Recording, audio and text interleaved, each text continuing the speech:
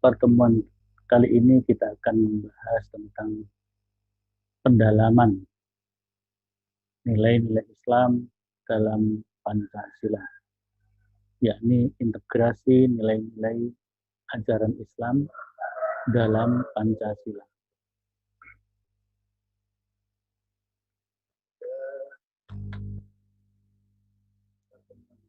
Kali ini kita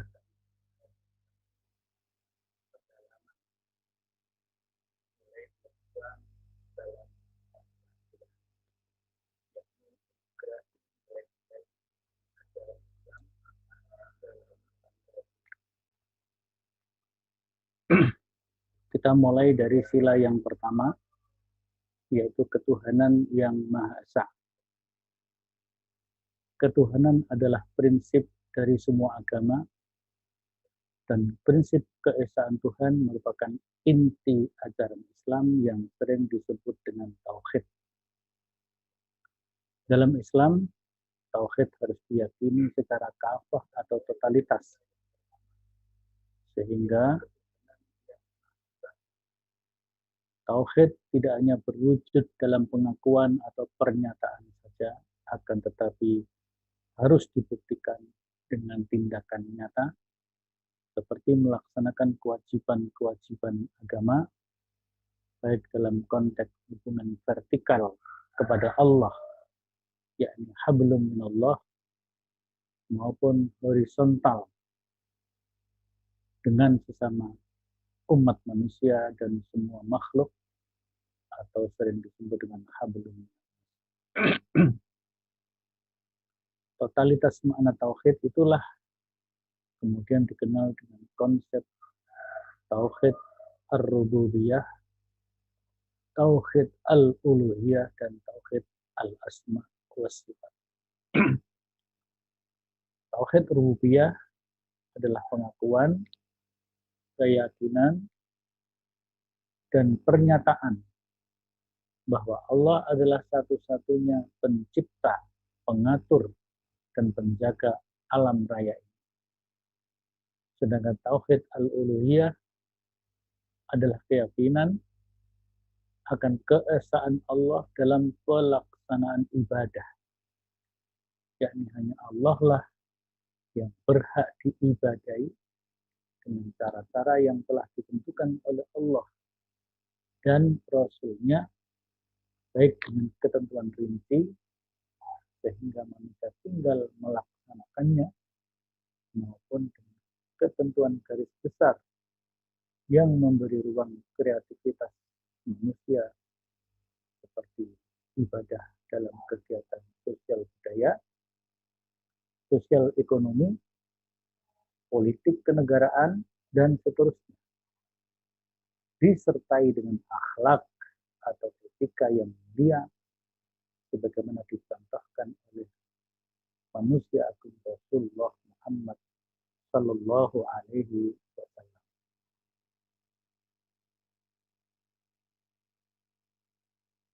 Adapun tauhid al-asma wa sifat adalah bahwa dalam memahami nama-nama dan sifat Allah, seorang muslim hendaknya hanya mengacu kepada sumber kebenaran Islam, yakni Al-Quran dan As-Sunnah. Dengan berdasarkan paparan tersebut, maka pengamalan sila pertama berjalan, bahkan menjadi kokoh dengan pengamalan tauhid dalam ajaran Islam. Inilah yang menjadi pertimbangan bagi Ki Bagus Hadikusumo ketika ada usulan yang kuat untuk menghapus 7 kata, yakni dengan kewajiban menjalankan syariat Islam bagi pemeluknya. Beliau mengusulkan dengan pengganti, yaitu ketuhanan yang Maha Esa. Dalam pandangan beliau, ketuhanan yang Maha Esa adalah tauhid bagi umat. Paparan ini dapat kita rujuk kepada buku disertasi dari Pak Endang Syafruddin Ansari yang berjudul Piagam Jakarta, sejarah konsensus nasional tentang dasar negara Republik Indonesia tahun 1945 sampai tahun 1950. Adapun sila yang kedua, kemanusiaan yang adil dan beradab. Prinsip kemanusiaan dengan keadilan dan keadaban adalah juga menjadi bagian dari setiap ajaran agama yang diakui oleh negara Indonesia, terutama agama. Dalam ajaran Islam, prinsip ini merupakan manifestasi dan pengamalan dari ajaran tauhid. Muwahhidun, yakni orang-orang yang bertauhid, wajib memiliki jiwa kemanusiaan yang tinggi dengan sikap yang adil dan berkeadaban. Bersikap adil sangat ditekankan oleh ajaran Islam, dan sikap adil itu adalah dekat dengan ketakwaan. Sebagaimana firman Allah di dalam surat Al-Maidah ayat 8. Wahai orang-orang yang beriman, hendaklah kalian menjadi orang yang selalu menegakkan kebenaran karena Allah, menjadi saksi yang adil, dan janganlah sekali-kali kebencianmu terhadap suatu kaum mendorong kamu untuk berlaku tidak adil. Berlaku adillah, karena adil itu sangat dekat dengan ketakwaan. Dan bertakwalah kepada Allah. Sesungguhnya Allah Maha mengetahui apa yang kalian kerjakan.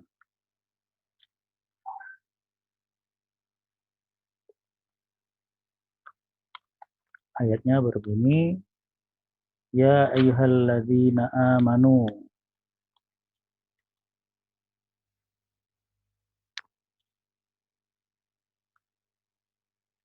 Kunu qawwamina bil qisti syuhada.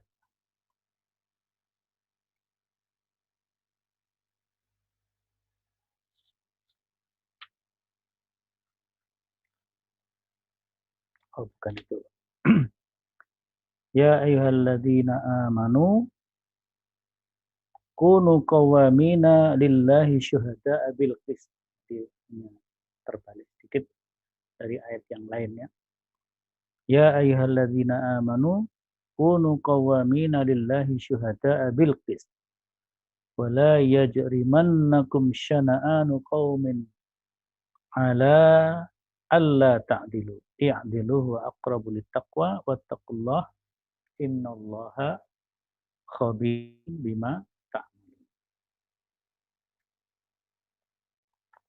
Demikian juga konsep berkeadaban dengan menegakkan akhlak dan etika yang mulia yang menjadi misi utama diutusnya Nabi Muhammad Sallallahu Alaihi Wasallam, di mana beliau bersabda, Innama bu'istu li'utammima salihal akhlak.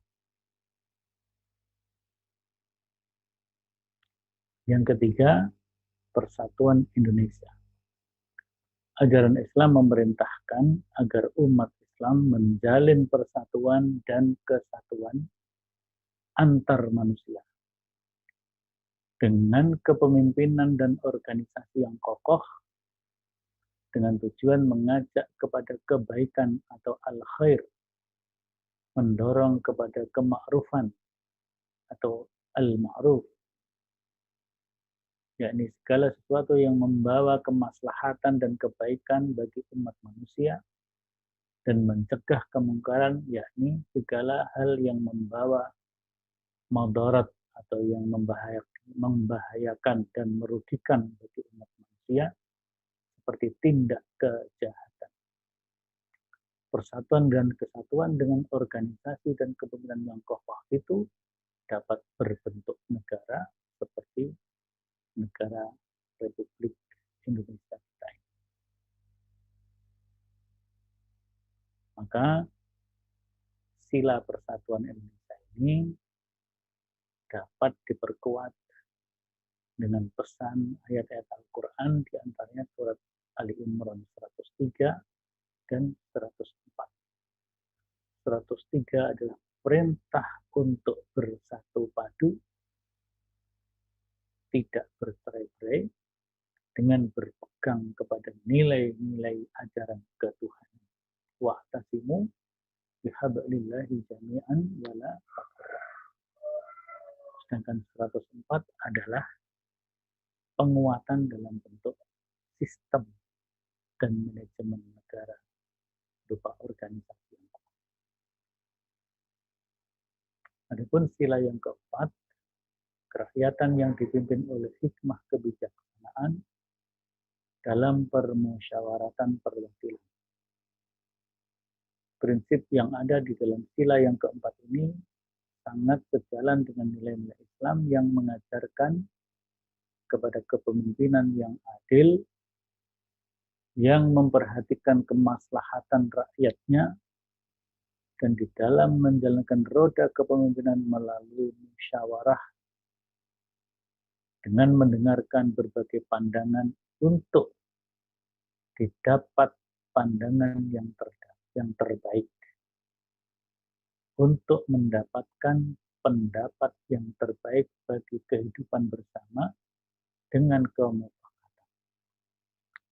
Sistem demokrasi yang diterapkan di Indonesia dengan mengedepankan nilai-nilai ketuhanan dan kemanusiaan sebagaimana ditegaskan dalam sila-sila dalam Pancasila sangat sejalan dengan ajaran agama, terutama dengan ajaran Islam.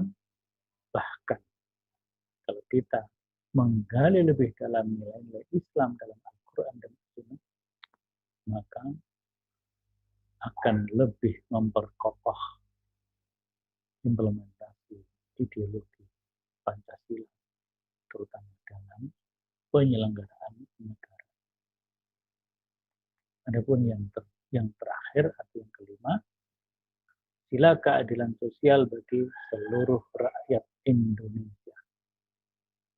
Mengelola negara dengan prinsip keadilan yang meliputi semua aspek seperti keadilan hukum, keadilan ekonomi, keadilan sosial, dan sebagainya, yang diikuti dengan tujuan untuk mensejahterakan, untuk kesejahteraan rakyat, merupakan amanat setiap agama bagi para pemeluknya, terlebih-lebih ajaran Islam.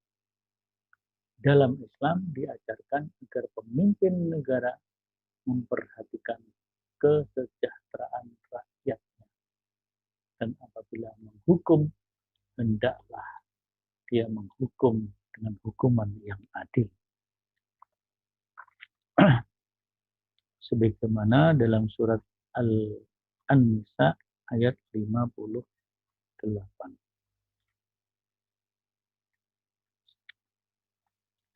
Yang berbunyi,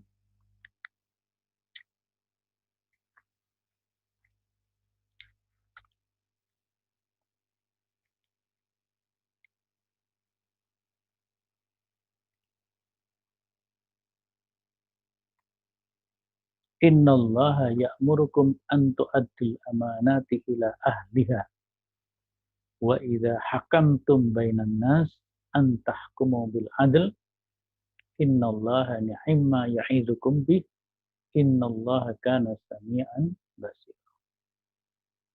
Jadi penyelenggara negara, pemimpin negara, pemerintah itu diperintahkan untuk menunaikan amanat dengan sebaik-baiknya, dan apabila terpaksa memberikan hukuman pada rakyat adalah dengan hukuman yang adil.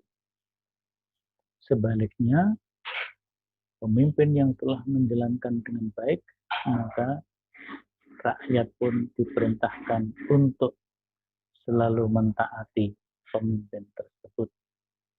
Ya ayyuhalladzina amanu atiiullah wa atiiur rasul wa ulil amri minkum. Jadi ulil amri, pemerintah itu harus ditaati, tetapi syaratnya ulil amri itu harus taat kepada Allah dan Rasul. Inilah barangkali integrasi nilai-nilai Islam dalam Pancasila, yang apabila ini dapat dilaksanakan akan menjadi lebih kuat kondisi ideologi negara yang otomatis akan memperkuat ketahanan nasional Republik Indonesia. Kurang lebih maaf. Assalamualaikum warahmatullahi wabarakatuh.